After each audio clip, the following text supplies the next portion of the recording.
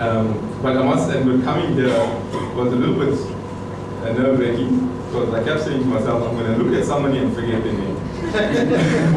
Because my memory tends to say goodbye to me sometimes. And then, true as anything, I walk in here and I see some faces and I say, nah, that name's not just coming to me, but it was your spouse's, so it was. I started to relax. Yeah, Mother said we must go down memory lane, and Mother, I tried. I realized it's a one-way street, and there's a big no entry sign. I can't go back down there. The method just doesn't allow that anymore. But I was reflecting on a lot of things and our school years, and I certainly wasn't a social animal in school. I think you all know that. Quite the introvert, I think. How I did public speaking, I don't know. But that's one of the things I think if I had to change about school, there's a lot about myself that I would have changed in our schooling years. I'll study harder if I had to do it all over again. I'm not too sure about that. Change a few teachers. not the ones that I knew.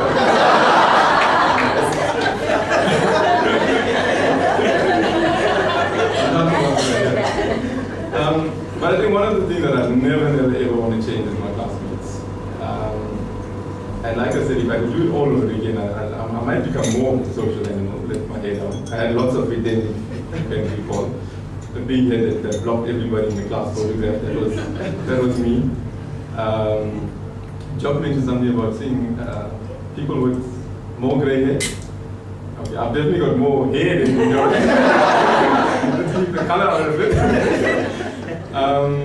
But yeah, I think everybody in the room that was, a classmate, in some way or the other helped to shape our lives, and especially our teachers here.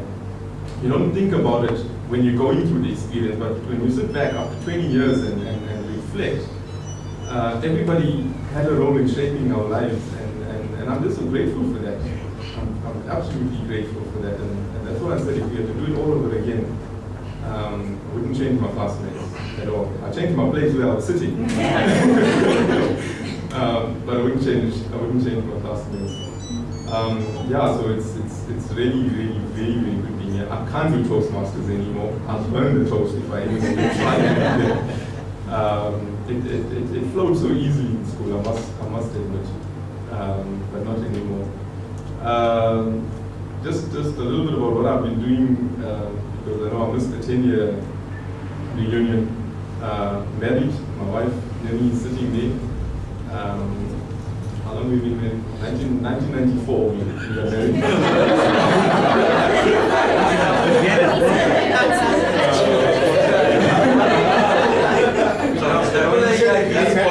It's 14 years.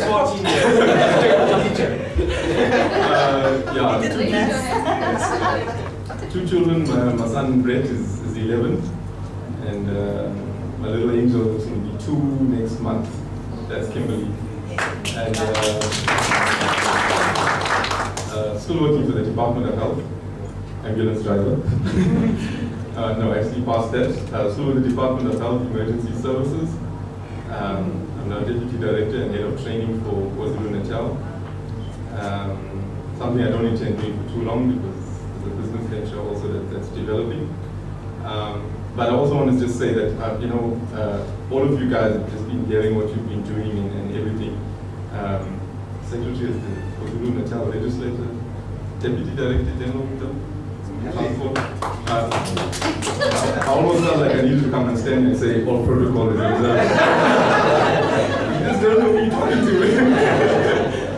But we're all classmates nevertheless, and I really love all of you guys. Thank you for being a part of my life. And sorry I disappeared into the woodwork for 20 years. I hope we can keep at least the email contacts going again. Maybe take up Nelson on the 21-year dates. The Drakensberg is always a nice place to be.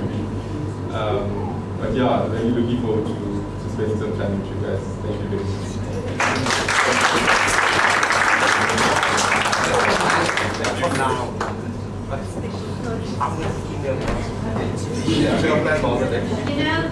There was a time when I was taller than the island. I was in primary school. You must be honest.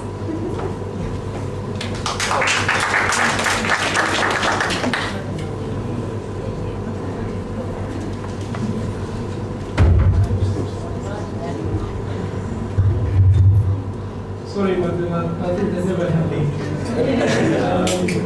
Anyways, friends,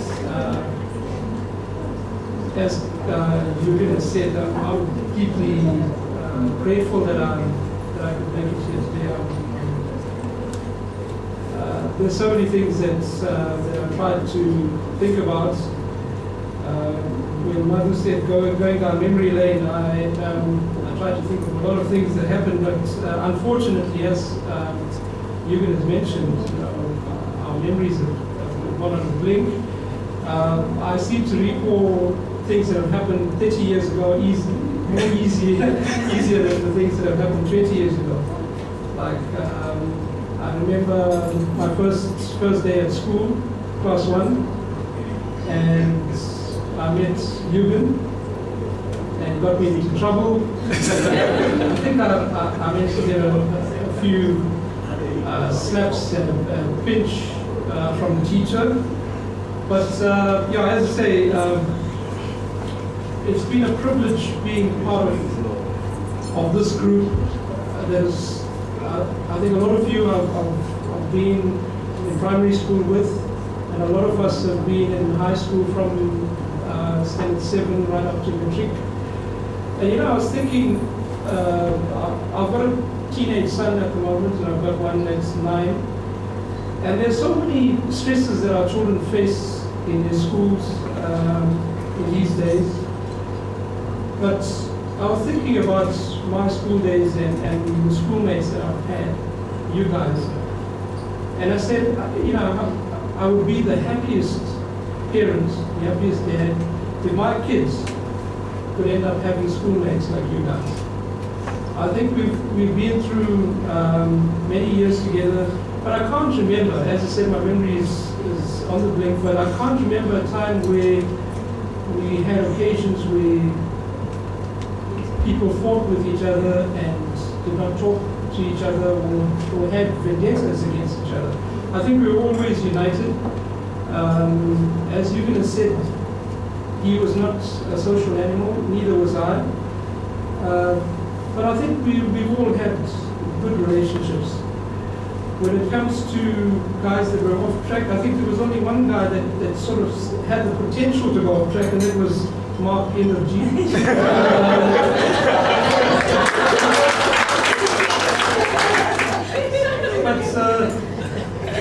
But I think he wasn't too bad. When I look at today, and even in the primary schools, when there are so many children that seem to be quite dangerous and have the potential to become really bad influences in society. But I look back at my school days, I must say that the group that I was involved with were really wonderful. And I think each one of you turned out to be wonderful members of society and assets to our country. So, as I said, that's my prayer. And I also missed the 10-year reunion, but I'm glad that I'm here. I'm glad that I remembered everyone's name. I'm glad to see you, and I hope in the days to come that having received your email addresses and stuff like that, I find the time to get reacquainted and keep that relationship going. So once again, I think I must round up by saying that I'm married to a wonderful lady, Shamrika. She was actually my childhood sweetheart, and I think that's the best thing that's happened to me in my life. That the woman I truly loved from the time I was very young, I ended up marrying. So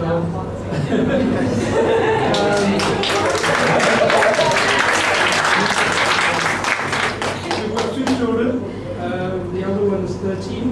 He goes to high school next year, and we've got a 9-year-old, 2 boys, and that's about it. Thank you. Well,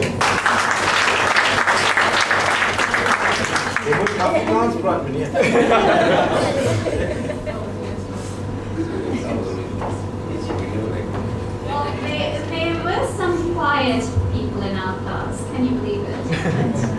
I think they were, and unfortunately, they didn't get a chance to say too much because, well, for whatever reason. And I thought that today is the day that we start hearing their voices again. Kavita, you used to be quiet. I don't see you quiet anymore.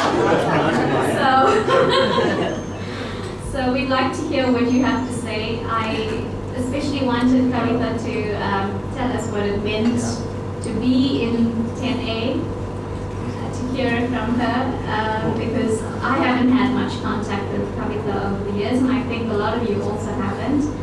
And yeah, come and tell us.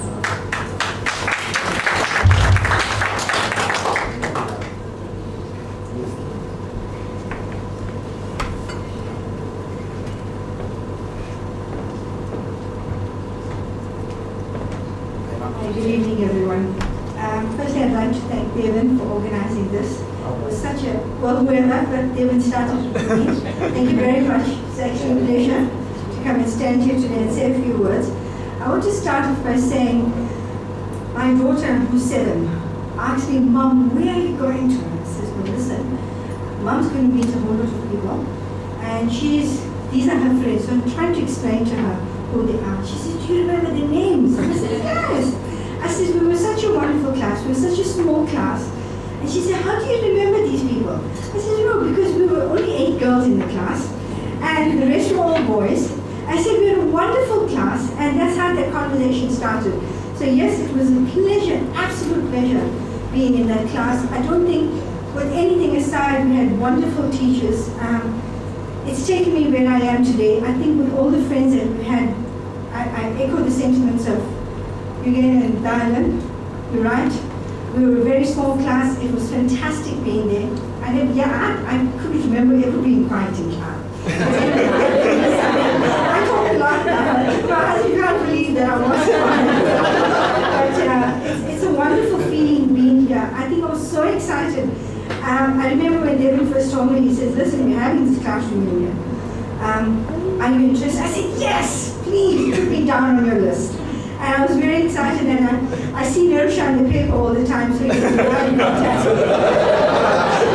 So I haven't seen the rest of you.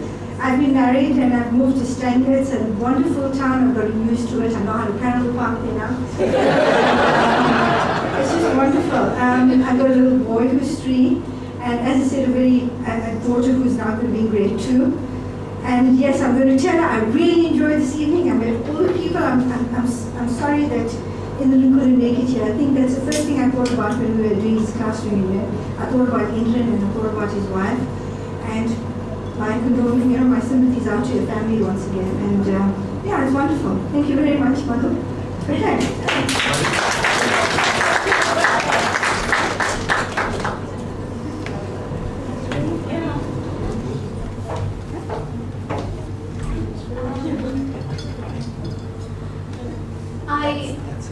Niraj and I were going through some of these hilarious moments today, and she reminded me of something that Raj and Mark did. Mark, here it is again. And perhaps Mr.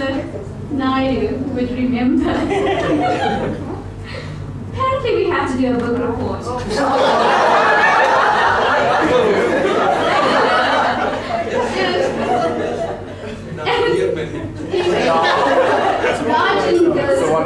He starts this book report on Namanir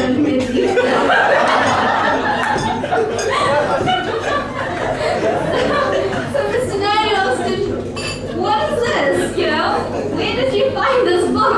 He says, in the library. And so, well, he was sent to the library to go and look for that book.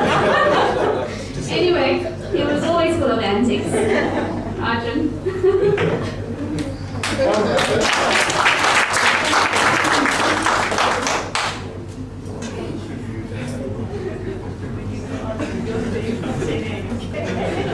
What about on baked epiphany? Guys, it's really it's just such a privilege just to be here with you. Really just a little bit overwhelmed now, just thinking about it. But I spent a lot of time thinking about school, and I think a lot about each and every one of you, about the time that we spend together. And I think I have special memories of each and every one. Some of the things like the book reviews are under the pending copyright at the moment. I did a few one-page opportunities. Actually, I should have been offered a job to do some translating. But I think I often did impromptu speeches very well at school because I never really took the time to prepare. I actually wrote down some notes. One of the things that starts off on matric year was Mr. S. Naidu calling me up in front of the class to tell the class that this year I wouldn't miss any days of school. He said that the reason I wouldn't miss any days of school is because all of my family is passing away. So by the time I got to matric, I killed everyone. In fact, I think standard 9 was the only year my mother actually came to school for a parent evening. And that's because somebody else told her. And she said, I didn't know you were having things, this is new. But I think besides all of that, I think I loved the time that I had at school. There was lots of pressure, because I was always up to, I lived a very, very full life. I still do. But I slept very little, never did very much homework. Actually, once I got 100% in accounting. That's because when the class was taking the test, I was in a standard grade class with Mr. Jogiat in matric, and while the class was taking the test, I decided to do some of my bio homework. So I missed the test altogether. So on the next day, when Jogiat was calling everybody's names, he said to me, I'm sure I saw you here. So I said, I'm not sure, nobody gave me a paper to write. I was just doing the whole thing. So he was very upset with me. But there was somebody else also that stayed away. So the two of us stayed in the class, and he said he's going to lock us in. We must write the test. He's not interested. Gave us the papers. So after a few minutes of scratching our heads and going through all the desks trying to find some answers, find some of the books, we couldn't. One of the guys came to the window and offered us his desk paper. So after writing it, we actually got 100%. When Joey had marked it, he brought it to the class just to tear it up. But I think we had, if I have to name some names, Devin once came into the class straight after coming out from smoke break during the school. It wasn't the light stuff either. But he came and he sat down and he gave a big burp, and someone was sitting near him, and a whole crowd of smoke. The guys wanted to know how come, I got very little hiding in school. I always got into trouble, but I got very little hiding. I always had very, very good excuses for what I was doing. One of the days we came out of the servants' quarters, after smoking in the servants' quarters. And we had a long procession, we were all walking out. And Mr. Vermali was standing upstairs in the bio lab, and he saw us all coming out, and the whole cloud of smoke following us. So he calls us in, takes us to the office. And I started walking up to the class. He said, where are you going to? I said, no, I'm going to the class. He says, no, but you were smoking. I said, no. He said, actually, the other teacher called me, sent me to go and call the So I was there, I saw these guys, I told him. He said, oh, okay, why don't you go to your class? There was a couple of times we also bunked school. So once we bunked, we all came up with all good excuses. We were all standing up there. Everyone had a good excuse until Jashi came. But Jashi always had a very open and honest heart, and he always gave the spoken truth. So we also got into trouble there as well. I think what was lovely in Matric was also, Nati is not here, Nelson, seeing him coming of age as a young man. In Matric, finally asking a girl to carry her books home. I was hoping he was going to be here, because I remember seeing him and he had his one hand in his pocket, he had a bag over his shoulder and he was walking next to her. And I shouted, Nati! And he looked at me, just gave me a small look. But I think when I think back at school, and I think about all the things that we did, you know, it was really exciting just being part of this class of students. I know I had a very troubled matric year. I think most of the papers that I wrote, I wasn't aware of what I was writing. I just went in and wrote it. And it was not surprising that I didn't do too well eventually. I think a lot of, I must say, a lot of credit goes to the guys that are seated here. Kavi spent a lot of time trying to teach me some of the stuff that I should have known. And Indran as well. Indran spent a lot of time doing accounting with me. You know, we spent, I think, a lot of study sessions. And he used to tell me, okay, just forget all of that. When you see this word, write it here on the right hand side. And I actually went and wrote our accounting paper just like that. I think when I think about Indran, you know, I'm sad to think about him. But one of my, maybe you guys won't know, but one of the things that I spent time with Indran doing was, Indran had a girlfriend in Woodpecker Road. And he used to take me along so that I could give the smaller brother company. And that like he was a terror.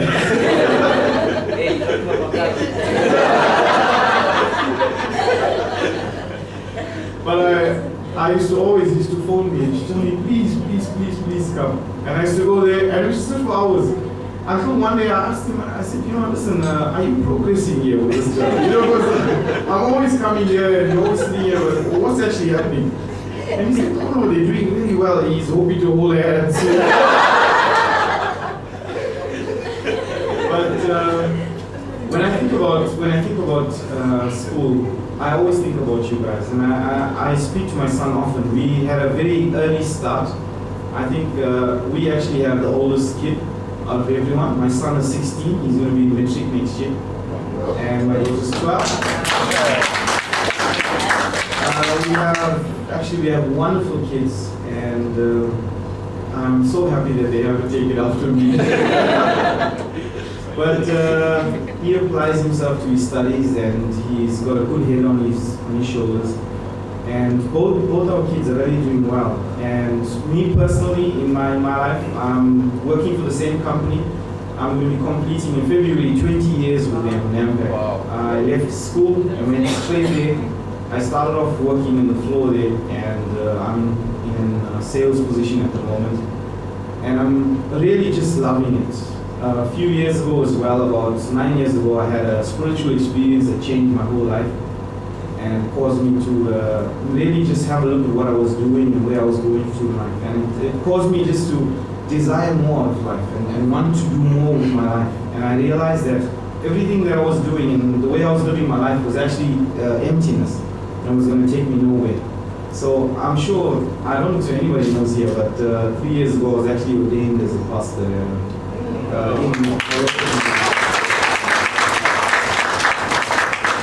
So if you don't want to look at extremes there, but I always get to speak and I always get to tell people that I'm actually a product of my environment. And if you look at everything around me, caused me to be shaped and to be molded into something that is good, something that is giving back into society, something that is everyone else can look at and say, listen, we have a part to play here, because each and every one of you at some point in my life came up to me and said, listen, you have to change, you have to do something different, you have to study, you know, come on, school is important, let's do this. And the guys always got around me, and I know you'll use a lot of excuses to get me to come into study group and a lot of things. But I want to say thank you tonight. I never ever get that opportunity, and I want to say thank you to each and every one of you.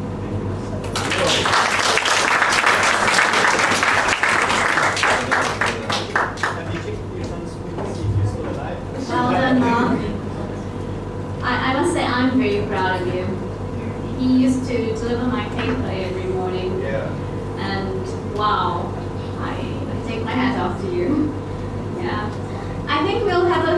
Rick?